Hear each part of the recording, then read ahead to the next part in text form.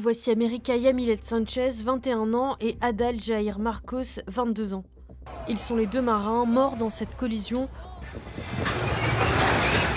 lorsque leur navire-école de la marine mexicaine a heurté le pont de Brooklyn à New York samedi soir, provoquant la panique sur le bateau Cuauhtémoc et sur la rive. Sur les 277 personnes à bord, 19 ont également été blessées. America se tenait debout sur l'un des mâts du navire-école, haut de 48,2 mètres, pour saluer la foule lorsque le choc s'est produit.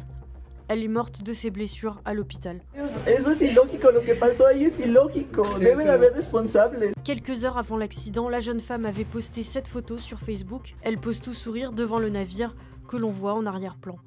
Passionnée de natation et vainqueur de plusieurs médailles dans cette discipline, America était en dernière année de cadet de la marine. Elle rêvait de devenir ingénieure en système naval et était considérée comme une élève brillante par ses enseignants. La marine mexicaine a confirmé que son corps serait transporté au Mexique dans les prochains jours. Forense de Estados Unidos ya me dijo que ya está todo listo y la escuela pues se tiene que mover.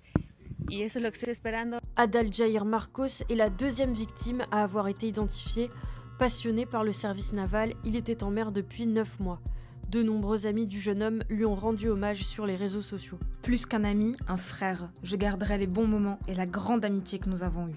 Mon Adal, tu vivras toujours dans mon cœur. Tu as fait de moi la fille la plus heureuse pendant toutes ces années où nous avons grandi ensemble. Adal et America étaient sur ce voilier dans le cadre de la croisière d'instruction Consolidation de l'indépendance du Mexique 2025. Ce navire sert en fait à instruire les cadets de la marine mexicaine aux méthodes de navigation traditionnelles.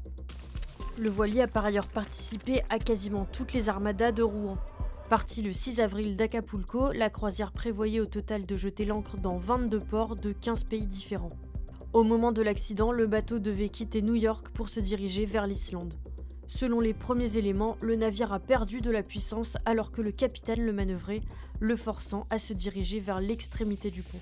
Une enquête a été ouverte dimanche par les autorités américaines pour déterminer les circonstances exactes du drame.